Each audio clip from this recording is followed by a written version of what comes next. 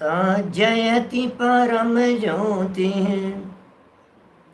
समम समस्तैरनंत पर्यायैः दर्पण तल इव सकला प्रतिफलति पदार्थ मालिका यत्र परमागमस्य बीजं निषेध जात्यन्ध सिन्दुर्विधानं सकल नय विलसितानां विरोधमथनं नमाम्यनेकान्तं विरोधमथनं नमाम्यनेकान्तम्।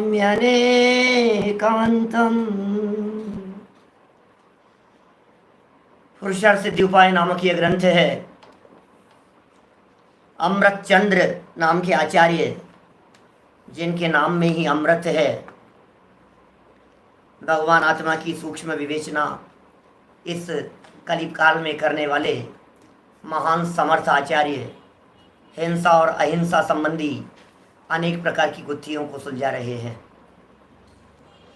हिंसा और अहिंसा के संदर्भ में जगत की भ्रांतियों को तोड़ने का प्रयास कर रहे हैं। एक एक बात अंतर की गहराई से और चिंतन की गहराई से निकलती है।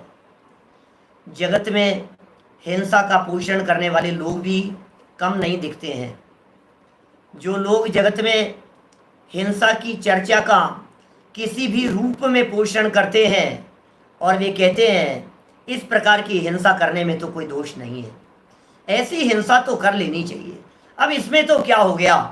तो इस प्रकार की खोटी युक्तियां जिनके जीवन में दिखाई देती है, उनकी कुयुक्तियों का निराकरण यहाँ किया जा रहा है। कल तक हम यहाँ आपके बीच में कितनी 3-4 युक्तियों की चर्चा हम कर चुके हैं। 4 युक्तियों तक की चर्चा आपके बीच में की जा चुकी है। पहली प्रकार की युक्ति तो यह बतलाई थी, धर्म के नाम पर हिंसा करने में दोष नहीं है। लोग देखना, आप कुतर्कों को देखना, समाज में तलाशना, जिन लोगों के बीच में आप उठते बैठते हैं उन लोगों के विचारों को, विकल्पों को कभी कभी सुनने की चेष्टा करना, आपको ऐसे तर्क दिखेंगे। नंबर 1, धर्म के नाम पर हिंसा में कोई दोष नहीं है। 2 नंबर, देवताओं के लिए की गई हिंसा भी दोष की भागीदार नहीं है, देवताओं के लिए हिंसा की जा सकती है। 3 नंबर कहते हैं गुरुओं के लिए, पूज्य पुरुषों के लिए यदि की है तो हमारे लिए थोड़ी ना की है, क्या तो हमारे लिए नहीं है, पूज्य पुरुषों के लिए की है। ये तीसरे प्रकार की कुयुक्ति है जगत में खोटे जीवों की। और चौथी प्रकार की कुयुक्ति कही थी कि बहुत जीवों की हिंसा की तुलना में एक जीव की हिंसा कर लेने में कम पाप लगता है। देखो, युक्तियां सुनने में तो हमें सरल सी लगती है, अच्छी सी लगती है, बात तो ऐसी लग रही है, बात तो सही है। जो युक्ति सामने वाला दे रहा है वो बात तो बिल्कुल सही है। आज 5वीं युक्ति पढ़ेंगे, 83 नंबर पेज, 83 नंबर का श्लोक है ना। लेकिन ये जो पिछली वाली युक्ति थी, ये कितने लोग कहते हैं एक इंद्रिय जीवों की हो रही है साहब, क्या इसमें क्या हो गया धर्म के नाम पर। अब ये कह रहा है एक इंद्रिय बहुत सारे होते हैं और त्रस एक होता है। आचार्य देव का कहना है त्रस जीव की हिंसा में ज्यादा पाप है, 2 इंद्रिय जीव की हिंसा में ज्यादा पाप है, 3 इंद्रिय जीव की हिंसा में और ज्यादा पाप है, 4 इंद्रियों में और ज्यादा, 5 इंद्रियों में और ज्यादा। उत्तर कहने का अभिप्राय ऐसा समझना, जो चीज जितनी दुर्लभता से मिली हो उसको छीन लेने का पाप भी उतना ही ज्यादा है, उसे छीन लेने का अपराध भी उतना ही बड़ा अपराध है। कौन से पाप को ज्यादा बड़ा पाप माना जाए? एक व्यक्ति ने ककड़ी चुराई है, एक व्यक्ति ने आम चुराया है, एक व्यक्ति ने किसी व्यक्ति का गोल्ड चुराया है, तो गोल्ड चुराने वाले को ज्यादा बड़ी हिंसा और ककड़ी चुरा करके ले जाने वाले को डंडा मार करके भगा दिया, चल कोई बात नहीं यार, ठीक है 5 रुपए की थी ना ककड़ी, कोई बात नहीं। आप बात समझने की चेष्टा कीजिए, बात क्या कही जा रही है, कहना क्या चाहते हैं आचार्य देव। जो चीज जितनी दुर्लभता से मिली, त्रस पर्याय का प्राप्त करना चिंतामणि रत्न जैसा दुर्लभ बतला दिया गया। छीन लिया आपने किसी व्यक्ति का गोल्ड, किसी व्यक्ति का धन, 11वां प्राण कहां है धन को, कितनी दुर्लभता से मेहनत की कमाई थी और किसी ने छीन ली, किसी ने लूट ली, किसी ने हड़प ली, तो उसकी तकलीफ कितनी ज्यादा होती है। ये कह रहे जिसकी जितनी ज्यादा तकलीफ, जितनी ज्यादा पीड़ा, पीड़ा देने वाले को उतना ही ज्यादा पाप कर्म का बंधन। एक इंद्रिय पर्याय छीन ली, उससे ज्यादा पाप 2 इंद्रिय पर्याय की छीनने में और पंचेंद्रिय पर्याय की छीनने में सबसे ज्यादा पाप। इसलिए जीव का संख्या कम है या संख्या ज्यादा है, इससे फर्क नहीं पड़ता है। फर्क इस बात से पड़ता है कि वो व्यक्ति कितना महत्वपूर्ण है। अभी यदि मैं पंचेंद्रियों के अंदर भी कैटेगरी बनाता जाऊं ना, पंचेंद्रियों के अंदर ध्यान देना, यहां नहीं लिखा है, आचार्य देव ने यहां सिर्फ पंचेंद्रियों तक की बात कही है। लेकिन यदि मैं अपने बुद्धि बल से कोशिश करूं थोड़ा सा खींचतान करके आगे बढ़ाने की, उसमें भी आगम आधारी है, अपना कुछ नहीं है, तो मैं ये कह सकता हूं मिथ्या दृष्टि को या अन्य मतावलंबी को हिंसा करने से ज्यादा पाप है जैनी की हिंसा। जैनी की हिंसा से ज्यादा पाप है सम्यक दृष्टि की हिंसा। सम्यक दृष्टि की हत्या से ज्यादा पाप है पंचम गुण स्थानवर्ती की हत्या। पंचम गुण स्थानवर्ती की हत्या से ज्यादा पाप है किसी मुनिराज का अपमान और मुनिराज की हत्या, उनकी विराधना। उत्तर वैल्यू ज्यादा है उनकी, मोक्ष के नजदीक है वो। सम्यक दृष्टि, एक अकेला सम्यक दृष्टि जीव इतनी प्रभावना करने में समर्थ हो सकता है जितनी हजारों लाखों करोड़ों अरबों खरबों मिथ्या दृष्टि जीव मिलकर के करने में समर्थ नहीं हो सकते। बोलो, गुरुदेव श्री का उदाहरण हमारे सामने प्रत्यक्ष है। बहुत एक सम्यक दृष्टि जीव, एक पंचम गुण स्थानवर्ती जीव से कितनी प्रभावना होती है। मिथ्या दृष्टि क्या प्रभावना करेंगे, एक मुनिराज कितनी प्रभावना करने में समर्थ है। ये मिथ्या दृष्टि, अज्ञानी, अविरति, पापी, गृहस्थी में फंसे हुए, ये क्या प्रभावना करेंगे, उनके जीवन से प्रभावना होती है। इसलिए कहते हैं ना, जवान से नहीं जीवन से प्रभावना करो। अब उनकी किसी ने हत्या कर दी, इसका मतलब प्रभावना के इतने बड़े योगदान में आपने अड़चन डाल दी, ये कितना बड़ा पाप होगा। उत्तर उत्तर बढ़ाते चले जाना इन सब चीजों को। ये सब अब आपने तो कह दिया, एक मुनिराज एक ही तो जीव है, एक मुनिराज एक जीव है, एक चींटी एक जीव है। किसी व्यक्ति से चींटी मर गई, एक व्यक्ति ने मुनिराज की हत्या कर दी, बराबर हो गए ना। अरे भाई क्या कह रहा है, किसकी बात कर रहे हैं, थोड़ा विचार विवेक रख, बातों को थोड़ा गहराई में जाकर के सोच, ये बातें कैसी है, कितनी गंभीर है। जिनागम अभिप्राय को पकड़ता है, जिनागम अंदर की बात को पकड़ता है, आंतरिक अभिप्राय को पकड़ता है, आपके अंदर में क्या चल रहा है उसे देखता है। खोटे भाव और खोटे अभिप्राय जिनके अंतर में विराजमान हैं, बैठे हुए हैं, उनके माध्यम से प्रभावना नहीं होती है। प्रभावना भी उन्हीं के माध्यम से होती है जो सच्चे आराधक होते हैं। आराधना प्रभावना की हेतु हुआ करती है। जिनके जीवन में आराधना नहीं है, उनके माध्यम से प्रभावना का प्रदर्शन मात्र होता है, सच्ची प्रभावना नहीं होती। इसलिए ये वाक्य ख्याल रखना, सच्चे आराधक ही सच्चे प्रभावक हुआ करते हैं। और प्रभावना अंग की इन्हीं अमृत चंद्राचार्य की वे पंक्तियां स्मरण रखने योग्य हैं। कौन सी? आत्मा प्रभावनीयो रत्नत्रय तेजसा। आत्मा की प्रभावना जिसने की है, रत्नत्रय के तेज से जिन्होंने अपने आत्मा की प्रभावना की है, निश्चित तौर पर दुनिया में अपने आप प्रभावना होती है।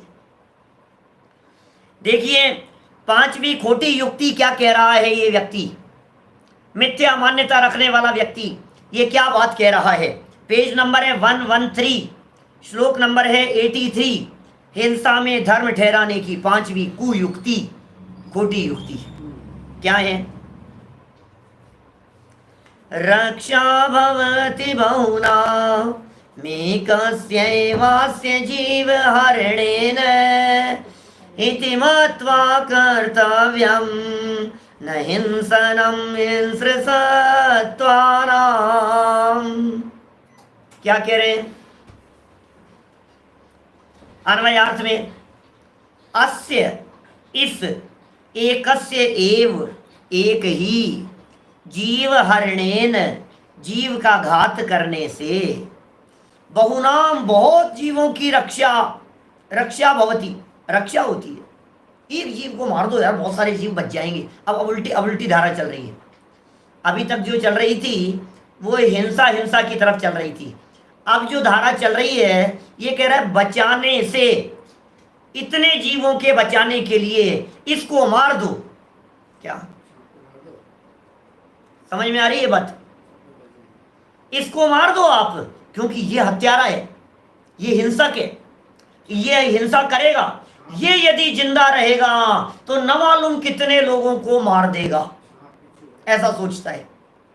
ये जिंदा रहेगा तो कितने लोगों को और मार देगा, इसलिए इसको ही मार दो ना, तो इतने लोग तो बच जाएंगे। लगता है आपने बात तो सही लग रही है, बात तो सही कह रहे हो भाई साहब। यदि इस एक व्यक्ति को मार दिया जाए तो इतने लोग तो बच जाएंगे, कम से कम इतनी हिंसा तो नहीं होगी, इतने जीवों के प्राण तो बचेंगे। तो ये कह रहे हैं भाई, जवाब सुन, इति मत्वा ऐसा मानकर हिंस्र सत्वानाम हिंसक जीवों की भी हिंसनम माने हिंसा न कर्तव्यम नहीं करना चाहिए।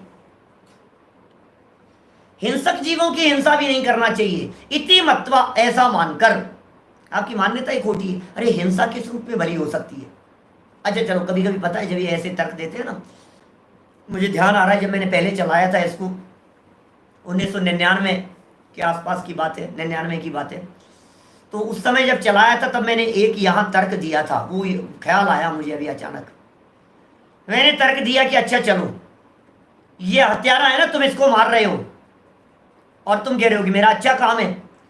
तो ये जैसे शेर है, नीचे उदाहरण दिए हैं, जैसे शेर है, एक शेर कितने लोगों को मार देगा गांव में, नरभक्षी हो गया है, इस शेर को मार दो। तो क्या गलती की हमने? हमने तो बचाया है बहुत सारे लोगों को शेर को मार करके। तो मेरा एक छोटा सा प्रश्न, छोटी सी बात जो मुझे स्मरण आई वो ऐसा है कि अच्छा ऐसे बहुत सारे शेर हैं दुनिया भर में, तो कितने शेरों को मार देगा? क्योंकि यदि कोई शेर नरभक्षी हो गए हैं, कोई सर्प है, यदि वो मान लो लोगों को काट जाते हैं तो तू कितनों को मार देगा? साहब कम से कम 10-20 को तो मैं मार दूंगा, जिससे इतने लोग तो बच जाएंगे, हजारों लोग बच जाएंगे। 10-20 को तो मैं मार ही सकता हूं। तो पता है हम ये कहना चाहते हैं कि क्यों नहीं तुझे ही मार दिया जाए, क्योंकि तेरे मारने से ये 10-20 तो बच जाएंगे। मैं सिर्फ तर्क देने की कोशिश कर रहा हूं आप लोगों को समझाने की दृष्टि से, मैं कोई मारने का पोषण नहीं कर रहा हूं।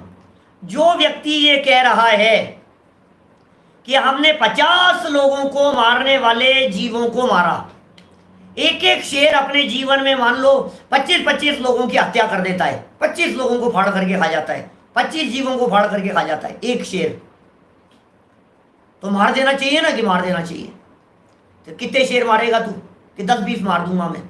10-20 मारूंगा तो करीब 250 लोग बच जाएंगे। एक शेर 25 लोगों को मारता है, उदाहरण कल्पना कैलकुलेट करने के लिए बात कर रहे हैं। एक शेर 25 लोगों को मारता है, अब 10 शेर को मारने से 250 लोग बच जाएंगे। इसलिए क्या करना चाहिए अपने को? इनको मार देना चाहिए। तो हमारा सीधा सा तर्क है कि तू 250 को बचाने के लिए 10 को मारने की कह रहा है, और क्यों न हम उन 10 को बचाने के लिए अकेले तुझे मार दें तो वो 10 बच जाएंगे ना। इसी तर्क के आधार पर थोड़ी समझदारी तो रख, थोड़ा विचार विवेक तो रख। आचार्य देव कैसे तर्क दे रहे हैं, टीका पढ़ते हैं, देखो टोडरमल जी क्या लिख रहे हैं नीचे। अस्य एकस्य एव जीव हरणेन बहुनाम रक्षा भवति। इस एक ही जीव को मारने से बहुत से जीवों की रक्षा होती है, एक को मारने से। इति मत्वा हिंस्र सत्वानाम हिंसनम न कार्यम। ऐसा जानकर हिंसक जीवों का भी घात नहीं करना चाहिए। बोलो, ऐसा हमने समझ लिया। अब ऐसा समझ करके जितने हिंसक लोग हैं उनका भी घात नहीं करना चाहिए। भावार्थ और पढ़ लेते हैं, देखो फिर आगे बढ़ेंगे। क्या कह रहे हैं? सर्प हिंसक है। सर्प, सर्प के माध्यम से होती है हिंसा। बिच्छू काट लेता है, डंक मार लेता है और लोगों को मौत के घाट उतार देता है। सिंह, शेर, नाहर, नार भी इसी तरह का है, इत्यादि दूसरे जीवों को काटने वाले, मारने वाले, हिंसक जीवों को मार डालने से बहुत से जीव बच जाते हैं। तर्क तो अच्छा लगता है, सुनने में तो अच्छा लगता है, बात तो सही है, वैसा बात तो सही है। आपको मालूम है, इस तरह का एक प्रश्न श्रीमद राजचंद्र जी से महात्मा गांधी ने पूछा था। श्रीमद राजचंद्र जी जो है महात्मा गांधी के गुरु थे। महात्मा गांधी 3 लोगों से प्रभावित थे अपने जीवन में। टॉलस्टॉय का भी नाम है, इनका भी नाम, श्रीमद राजचंद्र जी का नाम है। कई प्रश्न पूछते थे और वे उनका जवाब देते थे। एक छोटी सी पुस्तक भी है, प्रकाशित है, शायद आगास वगैरह से कहीं से प्रकाशित है, जिसमें गांधी जी के प्रश्न और श्रीमद जी के जवाब इस तरह का है। तो एक छोटा सा प्रश्न गांधी जी ने पूछा उनसे कि यदि सर्प हमें काट रहा हो तो हमें उस सर्प को मार देना चाहिए कि नहीं? बोलो, यदि हम सर्प को नहीं मारेंगे तो हम मर जाएंगे, तो हम क्या करें? बोलो, अपनी जान बचाने के लिए। तो पता है श्रीमद जी ने क्या कहा? मैं सर्प की हत्या करने का उपदेश देकर तुम्हारे जन्म जन्मांतरों में नरक आदि गतियों में भेजने के लिए तैयार नहीं हूं। ऐसा कुछ जवाब दिया उन्होंने। मैं इस बात की कतई स्वीकृति नहीं दे सकता हूं, परमिशन नहीं दे सकता हूं कि तुम उसे मार दो और उसे मार करके खुद नरक में जाने का पाप बांध लो। बोलो, ऑटोमेटिक है व्यवस्था। ये नीचे लिखा है इन्होंने, बहुत सुंदर गजब के वाक्य दिए हैं, सच में जीवन बदल जाए ऐसे ऐसे वाक्य हैं। बातें तो करने में इस तरह की लग रही है, स्थूल स्थूल बातें, वैसा सरल सरल बातें हैं, इनमें क्या है, लेकिन जो ये निष्कर्ष कहीं कहीं निकाल देते हैं। अब जैसे पुण्य पाप कर्म का निष्कर्ष निकाल दिया नीचे टोडरमल जी साहब ने, ये बड़ा गजब का है। देखो क्या लिखा, इनको मारने काटने वाले हिंसक जीवों को मार डालने में बहुत से जीव बच जाते हैं, इसलिए इनको मारने में पाप नहीं है। ऐसा श्रद्धान नहीं करना, क्योंकि इससे तो इसके कार्य का पाप लगेगा। तू होता कौन है उसे मारने वाला? तू होता कौन है दूसरे की हत्या के बारे में सोचने वाला? तुझे इस तरह का विकल्प क्यों आता है इसे मार दिया जाना चाहिए? अरे किसी की हिंसा करने का विकल्प मात्र अनर्थकारी होता है। तुम्हारे मन में ऐसा खोटा परिणाम आया क्यों कि इसकी हत्या हो जानी चाहिए? देखिए, ये जमाना तो वो था, 1000 साल पहले का जमाना था अमृतचंद्राचार्य का। 350 साल पहले की टीका है टोडरमल जी की। जंगली जानवर हुआ करते थे, शेर हुआ करते थे, राजा महाराजाओं का जमाना हुआ करता था। आपकी शासन व्यवस्था, न्याय व्यवस्था चलती नहीं थी, टीवी, मोबाइल, इंटरनेट ऐसी व्यवस्थाएं नहीं थी। लेकिन आज के समय में आप क्यों ऐसी भावना भाते हो कि उसको मार देना चाहिए, इसको मार देना चाहिए, इस डाकू की तो हत्या कर देनी चाहिए, इसका तो एनकाउंटर कर दिया तो बहुत अच्छा किया? ये सारी बातें ऐसे ही लागू होगी कि नहीं? हत्यारे की हत्या के संबंध में है ना ये सारी बातें। अरे यार, ये कितना बड़ा हत्यारा है, ऐसे व्यक्ति के साथ तो ऐसा ही सलूक किया जाना चाहिए। तुम हो कौन न्याय दिलाने वाले? मत सोचो ना किसी के बारे में। हम क्यों किसी के बारे में बुरा सोचे? अरे जो व्यक्ति आज हत्यारा दिखाई दे रहा है वो व्यक्ति आज ही दीक्षा लेकर के संयम अंगीकार करके 6ठे 7वें गुणस्थानवर्ती हो सकता है। अरे नहीं नहीं पंडित जी, क्या बात कर रहे हो आप? ऐसे कोई होते हैं क्या? पापी जीव दिखाई दे रहा है, क्या होगा? कोई पलटते हैं क्या ऐसे जीव? अपने जहनी तो पलट नहीं रहे हैं, दूसरों की बातें कर रहे हो, लेकिन हम हैं कौन दूसरे को सजा देने वाले? प्रकृति में ऑटोमेटिक न्याय है, प्रकृति में अन्याय नहीं होता कहीं भी, स्वयमेव न्याय होता है। हमारे विकल्पों से उसका तो कुछ होगा नहीं। हमारे विकल्प पर के लिए निरर्थक है और अपने लिए अनर्थकारी है। वो बातें हो गई। शायद बड़े पंडित जी का वाक्य है क्या पता नहीं, समय सार में तो इस तरह की चर्चाएं है ही खूब। अपना जो ये विकल्प है, बंद अधिकार की गाथाओं के अंदर खूब निष्कर्ष निकाले इस तरह के कुंद कुंदाचार्य देव ने। समय सार की मूल गाथाओं के अंदर इस तरह की बातें कही कि भाई जब वो अपने आयु कर्म से जीता मरता है तो तेरा जो बचाने का परिणाम है, ये परिणाम तो निरर्थक हो गया ना, क्योंकि बचाने में समर्थ तो है नहीं। तेरे को किसी जीव को मारने का भाव आया, अब वो अपनी आयु कर्म से मरेगा, तो तुझे जो मारने का परिणाम आया, ये तेरा परिणाम उस काम को करने में कितना समर्थ है, उस कार्य की दृष्टि से देखा जाए तो तेरा परिणाम निरर्थक है, बेकार है। क्योंकि इस परिणाम से कितने टके बटते हैं, कितनी फली फूटती है, ऐसे ऐसे कहावत चलती है ना इस तरह की।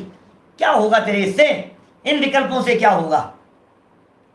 कार्य विकल्पों से नहीं होता, मूड व्यर्थ ही बोझा ढोता। कार्य विकल्पों से नहीं होता है, ये मूड है, व्यर्थ में बोझा ढोता है अपने माथे पर।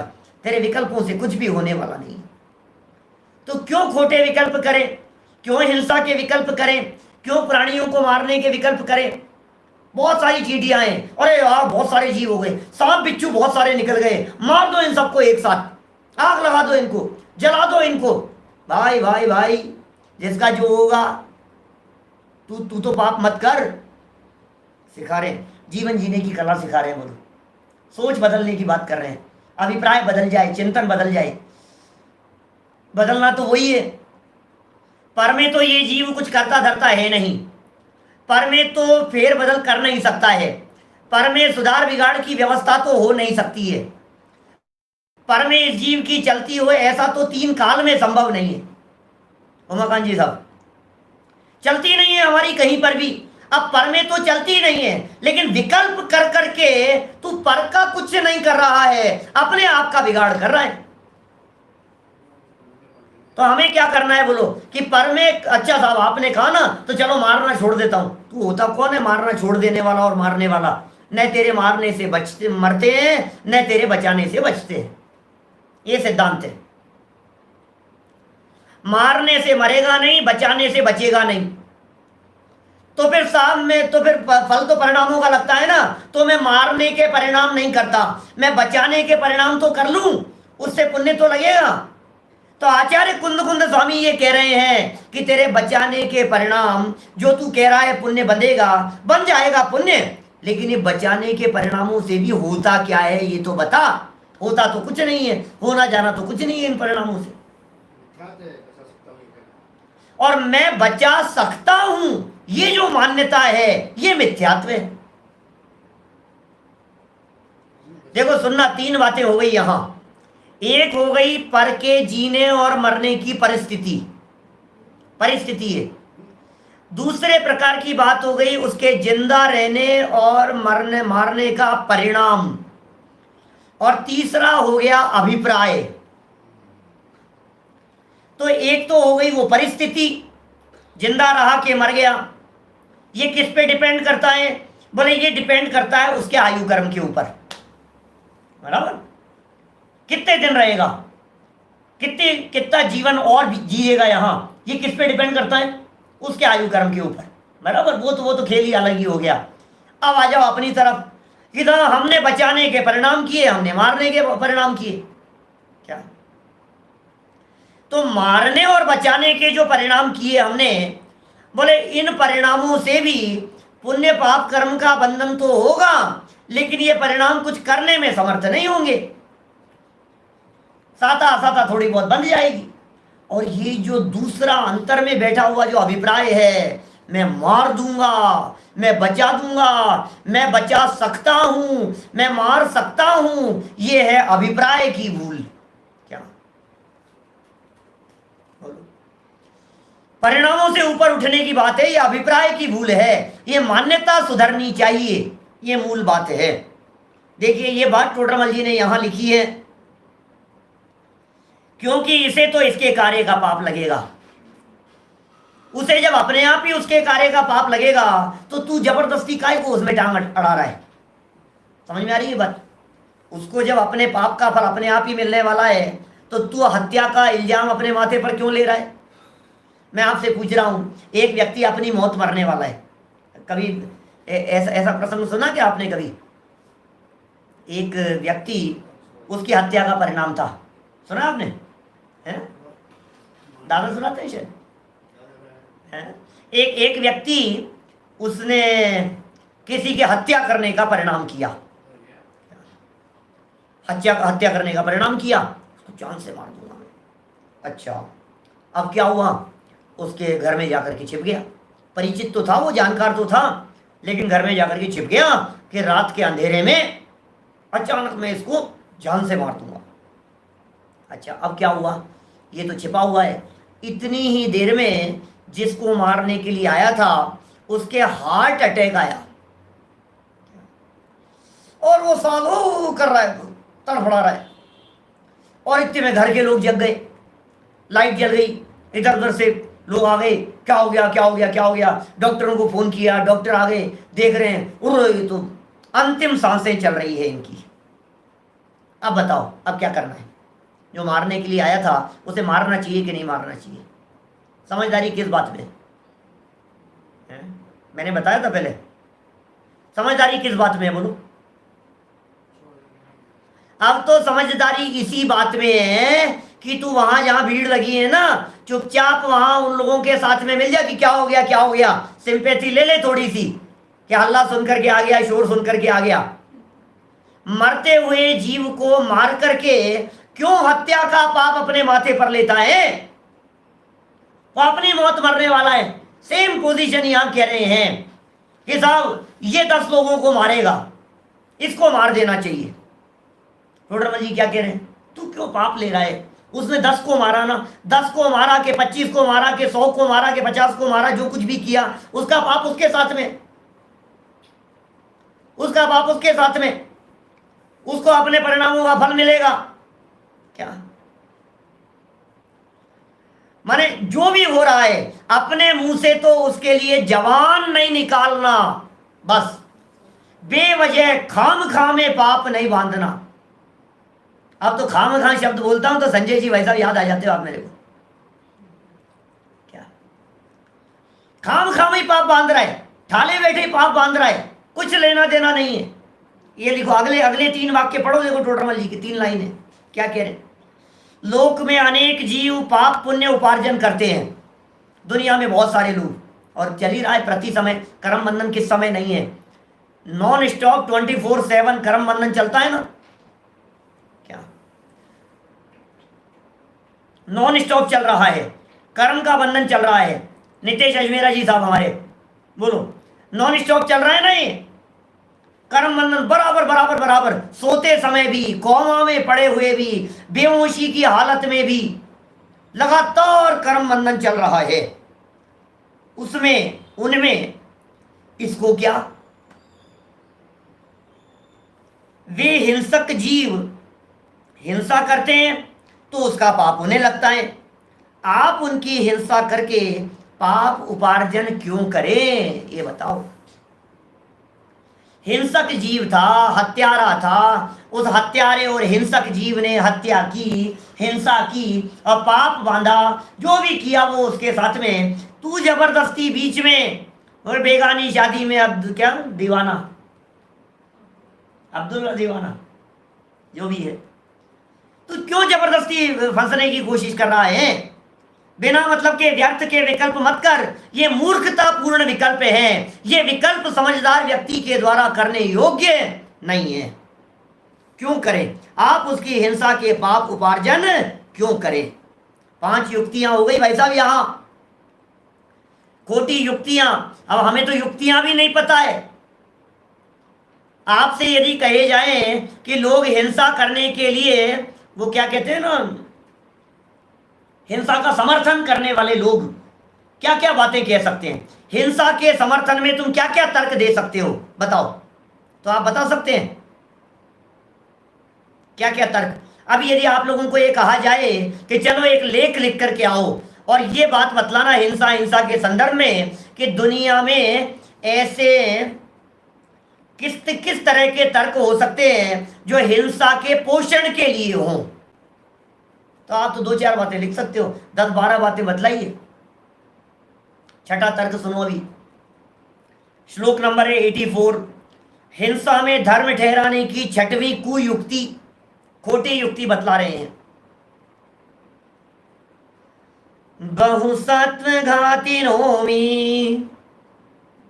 जीवंत उपार्जयन्ति गुरु पापम इत्यनुकंपां कृत्वा न हिंसनीया शरीरिणो हिंस्र।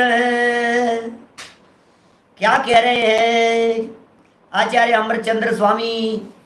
आचार्य देव के वचन है हमारे पास में, सुनो। फिर एक नई युक्ति दे दी इसने।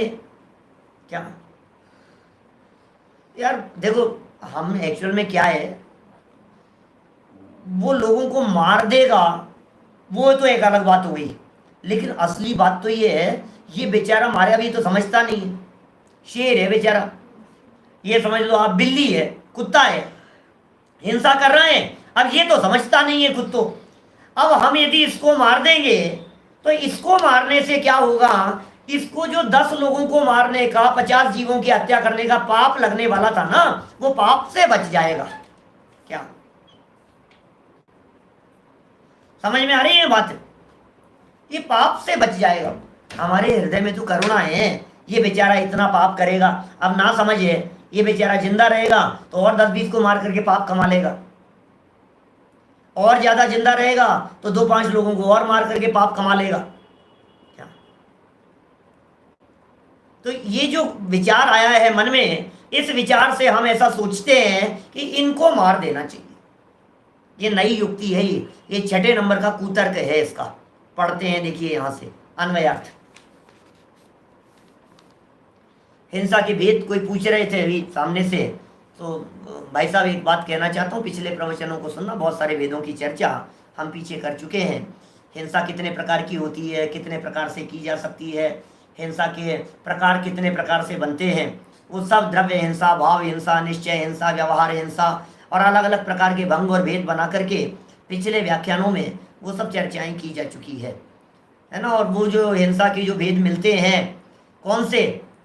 आरंभी हिंसा, उद्योगी हिंसा, विरोधी हिंसा, और एक सबसे बड़ी संकल्पी हिंसा, वो भी हिंसा के अलग प्रकार के भेद मिलते हैं, वो भी सब शास्त्रों के आधार पर जानना चाहिए। देखिए अन्वयार्थ पढ़ रहा हूं, श्लोक नंबर 84 का। बहुसत्व घातिन है, बहुत जीवों के घातक। अमी माने ये जीव जीवंत है, जीवित रहेंगे तो। अब देखो जैसे कितनी करुणा इसके हृदय में जागृत हो रही है, धर्मात्मा दिखाई दे रहा है, और अरे मेरे ऊपर तो बेचारे के ऊपर बहुत दया आ रही है, ये बेचारा जबरदस्ती पाप कर्म बांधेगा, ये ज्यादा पाप नहीं करे, इसलिए सोच रहा हूं मैं तो। बहुत होशियार है भाई बहुत अच्छी बात सोच रहा है। बहुत जीवों के घातक ये जीव जीवंत है, जीवित रहेंगे तो। गुरु पापम, बहुत पाप, गुरु मतलब बहुत बड़ा, गुरु पापम बहुत पाप, उपार्जयंती उपार्जित करेंगे, बहुत ज्यादा पाप बांधेंगे। इति इस प्रकार की अनुकंपाम कृत्वा, दया करके। ओह, मैं जो हिंसा भी कर रहा हूं ना, हिंसा का पोषण भी कर रहा है, और दया के नाम पर। क्या दया के नाम पर हिंसा का पोषण कर रहा है? गजब हो गया। दया तो करुणा परिणाम को कहते हैं, दया तो बचाने के परिणाम को कहते हैं, दया में तो दिल भीगा हुआ रहता है, लेकिन ये दया के परिणामों में भी हिंसा। आप सोचिए, यदि ये वाक्य यहां नहीं पढ़ के मैं अभी किसी भी व्यक्ति से पूछता, आपसे, एक आम आदमी से, स्वाध्यायी व्यक्ति से, कि दया के परिणामों में हिंसा हो सकती है या नहीं, बताओ। यह अमृत चंद्राचार्य की सूक्ष्म दृष्टि है। बोले तू दया कर रहा है, अभी नीचे एक और दया की चर्चा की, अगले वाले श्लोक में चल करके एक और दया की चर्चा की है। बेचारा बहुत दुखी है, इसको दुख से मुक्ति मिल जाएगी चर्चा कर। यहां क्या बात कह रहे हैं? दया करके हिंसक जीवों को नहीं मारना, तू सोच रहा है मैं दया कर रहा हूं, मेरे दया करने से ऐसा हो जाएगा। कितनी बड़ी गलतफहमी में है कि नहीं, बेचारे को पाप से बचा रहा हूं, बेचारे को हिंसा से बचा रहा हूं, बेचारे को अपराध से बचा रहा हूं, मेरे ऐसा करने से कम इसको तो ज्यादा पाप नहीं लगेगा, ऐसा सोचता है। टीका टीका पढ़े। बहुसत्वघाती ने अमी जीवंत है गुरु पापम उपार्जयंती। बहुत जीवों को मारने रह छूट गया है, शायद बीच में रह छूटा, माने लिखा है। बहुत जीवों को मारने, पुरानी वाली में सही है, नई पुस्तकों में रह छूटा हुआ है, मार रहे रह शब्द बीच में, रह अक्षर बीच में आएगा। बहुत जीवों को मारने वाले ये पापी जीते रहेंगे। मान लो पापी जीव है और ये यदि जीते रहेंगे तो बहुत पाप उत्पन्न करेंगे। इति अनुकंपा कृत्वा हिंसा न हिंसनीय। इस प्रकार दया करके हिंसक जीवों को भी न मारो। क्या? हिंसक को भी मत मारो। क्या? पुरानी पुस्तकों में सही है जितेंद्र जी, हिंसक को भी मत मारो, हत्यारों को भी मत मारो। ख्याल में आ रही है बात? हमने हेडिंग क्या दिया है इन दोनों श्लोकों का? हेडिंग क्या है? हत्यारे की हत्या भी नहीं, हिंसक की हिंसा भी नहीं। पापी अपने आप पाप का फल भुगतेगा। पापी को पाप फल की सजा देने वाले तुम होते कौन हो? बस यही विचार करना, अपने अपने कर्मों का फल सबको मिलता है, स्वयं मिलता है, अपने आप मिलता है, अपने कर्मों का फल मिलता है, ऑटोमेटिक मिलता है। हमारे करने से कुछ नहीं होता, इसलिए विकल्प करने की भी जरूरत नहीं है। अभी बीच में गई थी ना शायद मैंने लाइन, मूर्ख व्यर्थ ही बोझा ढोता। मूर्ख है, बोझा ढोए जा रहा है जबरदस्ती अपने माथे। ऐसा कर लेता हूं, ऐसा कर लेता हूं, होना जाना कुछ नहीं है, कर पाएगा नहीं, करने की सामर्थ्य तेरे में है नहीं, तू कुछ कर सकता भी नहीं है, वस्तु स्थिति भी नहीं है, व्यवहार से भी तू कुछ नहीं करने की पात्रता रखता है, और उसके बावजूद भी व्यर्थ के विकल्प करता है। देखो, इस प्रकार दया करके हिंसक जीवों को भी न मारो, दया करके भी, क्योंकि इस तुम्हारी दया में भी हिंसा छिपी हुई है, तुम्हारी दया में भी हत्या छिपी हुई है। इसलिए जबरदस्ती के दया के काम मत करो। अरे अरे बेचारा, देखो ये जो बिल्ली थी ना, ये चूहे के पीछे पड़ी हुई थी, हमने बिल्ली को मार दिया। ये जो चिड़िया है ना, ये बार बार में आती थी और चींटों को खाती थी, इसलिए हमने क्या किया, इस चिड़िया को मार दिया। हत्यारी है। करते हैं लोग इस तरह का, छिपकलियों को मार देते हैं, कॉकरोच वगैरह इनको तो मार, मतलब जो किसी दूसरे प्राणियों को मार रहा है तो उसे मार देता है। और उसमें क्या कहता है, एक तो ये कि वो ज्यादा जीवों को मारता है इसलिए इसको मार दिया, और दूसरा तर्क क्या है, दूसरा तर्क क्या है, दया, दया करके मैंने तो इसके ऊपर भलाई किया भैया, मैंने इसका मार करके कौन सा हित किया, मैंने तो इसका मार करके भलाई किया है। ऐसा आपको पता है, ये जो है ना नाथूराम गौडसे, मोहनदास करमचंद गांधी की जिन्होंने हत्या की, भरे मैदान में 3 गोलियां दाग दी सामने से, नाथूराम गौडसे, उन्होंने किताब लिखी।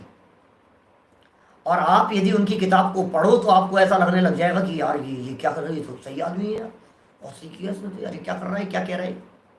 उसने किताब लिखी, मैंने क्यों मारा गांधी को। ये किताब है नाथूराम गौडसे की लिखी हुई। बोलो, आपको मिल जाएगी, कहीं भी बुक स्टॉल पे मिल जाएगी, इंटरनेट पे तलाशेंगे तो मिल जाएगी। उस किताब के अंदर उसने सारे तर्क दिए, मैंने क्यों मारा महात्मा गांधी को, ये तर्क दिए उसने। लेकिन यहां आचार्य अमृतचंद्र स्वामी कह रहे हैं, तू कितने भी तर्क क्यों नहीं दे, क्या कितने भी तर्क दे ले तू, लेकिन हम ये कहना चाह रहे हैं, इन तर्कों से तुझे हिंसा करने की परमिशन नहीं मिल सकती है। कितना भी अच्छा काम क्यों नहीं हो, कितना भी दुनिया के जीवों का भला क्यों नहीं हो, लेकिन हत्या करने की, हिंसा करने की परमिशन नहीं मिल सकती। ये समझ लेना। देखिए भावार्थ पढ़ते हैं अपन, यहां पर क्या लिख रहे हैं भावार्थ में। शिकारी, शिकारी ये सब शिकार करता है, बहुत सारे जीवों को मारता है। चिड़ी मार, ये शिकारी, ऐसा समझ लो, शिकारी तो ऐसे आप पापियों के संदर्भ में समझ लो जो हिरण आदि का या पशुओं का शिकार करते हैं। शेर चीते आदि का, हिरण आदि का शिकार करने के लिए वे शिकारी। और चिड़ी मार कौन? जो पक्षियों को मारते हैं, वे चिड़ी मार। बाज इत्यादि जो जो हिंसक हैं वे जीवित रहेंगे तो बहुत पाप करेंगे। हम इनको नहीं मार रहे, बाज को मार रहे हैं, वो जीवित रहेंगे तो बहुत पाप करेंगे और अनेक जीवों को मारेंगे, पाप भी करेंगे, बहुत सारे जीवों को मारेंगे भी। इसलिए इनको मार देना चाहिए। क्या करूं, प्रकरण सारा हिंसा हिंसा के संदर्भ में इतना स्थूल चल रहा है। अमृतचंद्राचार्य की इन पंक्तियों के आधार पर, और टोडरमल जी ने भी, हो सकता है टोडरमल जी ने, शायद ये भी हो सकता है कि टोडरमल जी की अंतिम कृति बची हो और लिखते लिखते जीवन पूरा हो गया इसलिए पूरी नहीं कर पाए हो। छोड़ तो नहीं सकते, बीच में छोड़ी तो नहीं होगी, जीवन ही पूरा हो गया टोडरमल जी का, यही कारण समझना चाहिए अपने। नहीं तो कभी कभी ऐसा हो जाता है ना, ऐसा प्रकरण पढ़ते पढ़ते हमारे बहुत सारे साधन भी ऐसे हो सकते हैं जो इन विषयों को सुनते सुनते विरक्त हो सकते हैं। अरे यार बहुत सुन लिया यार, ये क्या यार, तो ये बातें इतनी, तो क्या बातें, ये इससे अच्छा तो आत्मा की चर्चा सुनेंगे ना अपन थोड़ी सी। त्रिकाली दुर्गाय भगवान आत्मा की चर्चा सुनेंगे तो शायद सम्यक दर्शन के नजदीक पहुंचेंगे। इसमें क्या बता रहे हैं ये? लेकिन उन सम्यक दर्शन और रत्नत्रय के विषयों के संदर्भ में भी सूक्ष्म विवेचन ये अमृतचंद्राचार्य आगे अधिकारों के अंदर बतलाने वाले हैं। यहां तो विषय क्या कह रहे हैं ये, इसलिए इनको मार देना चाहिए क्योंकि वो बहुत पाप करेंगे। ऐसा श्रद्धान नहीं करना, ऐसा खोटा श्रद्धान नहीं करना चाहिए, क्योंकि उनकी हिंसा वृत्ति का पाप उनको ही है। उन्होंने हिंसा वृत्ति रखी, शेर ने औरों को खा लिया, बाज ने दूसरे पक्षियों को खा लिया, इन्होंने उनकी हत्या कर ली, इन्होंने इनका ये कर लिया, चिड़ियों ने चींटों को खा लिया, चिड़ी को बिल्ली ने पकड़ करके खा लिया, बिल्ली को कुत्ते ने पकड़ लिया। अब जिसका जो हो रहा है सो हो रहा है, अपने को क्या बोलो। और ये साहब कैसी बात कर रहे हो, हमारी आंखों के सामने हिंसा हो रही है।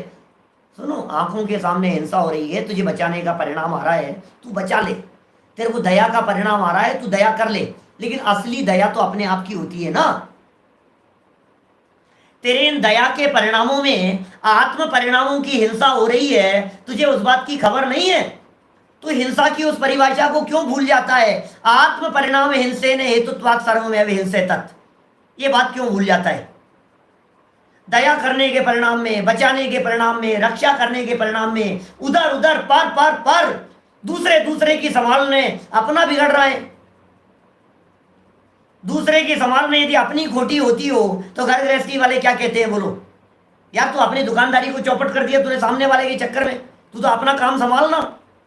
तो आचार्य देव कह रहे हैं तूने उसको बचाने के चक्कर में अपने परिणामों को खोटा कर लिया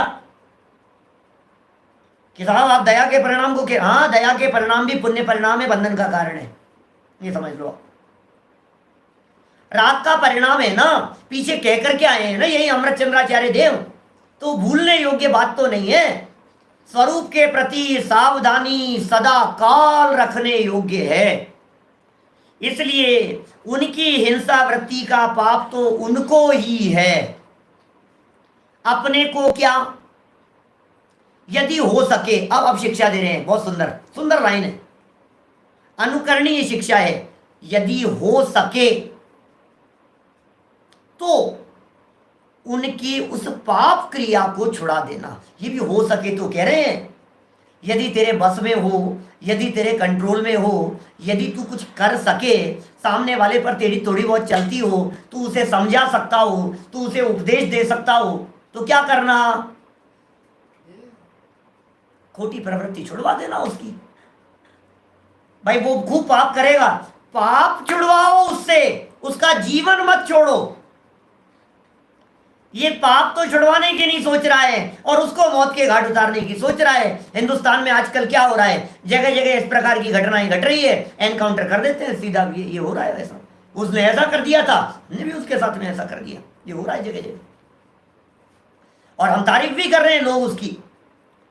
जगत में यदि आप सुनो तो लोग उनकी अच्छा किया, बहुत अच्छा किया, इन लोगों को तो तुरंत ही मार देना चाहिए, ऐसे लोगों को तो ऐसी ही सजा दी जानी चाहिए। टोडरमल जी के वाक्य पढ़ो, अमृत चंद्राचार्य की दृष्टि देखो, ये जो बातें कही गई है इन्हें थोड़ा सा चिंतन करके देखो। ये कह रहे हैं हो सके व्यक्ति को बदलो, हो सकता है उनका चिंतन बदलो, यदि तुम्हारे में संभव हो तो सामने वाले की दृष्टि बदल दो, क्या उसका हृदय परिवर्तन करो। ये कहा जाता है ना, पाप से घृणा करो पापी से नहीं। इसलिए व्यक्ति को मौत के घाट उतारने से काम नहीं चलेगा, व्यक्ति का हृदय परिवर्तन कैसे हो सकता है उसका प्रयास किया जाना चाहिए। मैं तो कहता हूं चलो आपके घर का बच्चा यदि ऐसा बदमाश निकल जाए तो क्या करोगे, बोलो। अब यही वाक्य समझ में आएगा कि नहीं आपको, यहां जो लिखा है। जिग्नेश भाई, यदि हमारे घर का बच्चा गलत रास्ते पर निकल जाए तो क्या करेंगे, तब भी हम यही कहेंगे मार देना चाहिए, नहीं कहेंगे ना, तब तो यही कहेंगे नहीं नहीं मारना नहीं चाहिए, सुधारना चाहिए। तब आपको ये टोडरमल जी का वाक्य याद आएगा, सुधार देना चाहिए। नहीं नहीं मारो, अरे नहीं बच्चा है, अरे सुधर जाएगा सुधर जाएगा, सुधार लो इसको, कोई बात नहीं, मारो मत इसको, मारने से क्या होगा, सुधारो। और जब दूसरों की चर्चा चल रही है हिंदुस्तान में, गली गली में जब कोई घटनाएं घट रही है, तो फिर तुम्हारी जबान से क्यों निकलता है कि मार देना चाहिए। अपने पर आती है तो कहता है सुधार दो, और दूसरे की बात आती है तो कहता है मार दो। यह अन्याय नहीं चलेगा भाई साहब। यहाँ ये जनागम है, आपको आपके परिणामों का फल मिलता है, परिणाम संभालो, परिणाम सुधारो। और एक वाक्य जो हमेशा कर्म सिद्धांत के प्रवचनों में कहता हूं मैं अंत में, परिणाम सुधारो की बात तो कहते हैं, लेकिन परिणाम सुधरेंगे कैसे, अपरिणामी के लक्ष्य से परिणाम सुधरते हैं। लक्ष्य अपरिणामी का करो, लक्ष्य गायक का करो, लक्ष्य स्वभाव का करो, लक्ष्य अपने टिकाली ध्रुव गायक भगवान आत्मा का करो, क्योंकि उसकी दृष्टि के बिना परिणाम सुधरते नहीं है। हम सभी अपरिणामी गायक भगवान आत्मा के लक्ष्य पूर्वक अपने परिणामों को सुधारते हुए अल्प काल में सिद्धत्व की प्राप्ति करें। इसी मंगल भावना से बात को यहीं विराम देता हूं। निज निधि निज में बताई यह अनंत उपकार है, उसके लिए जिन वाणी माँ को वंदना शत बार है, वंदना शत बार है। नौ बार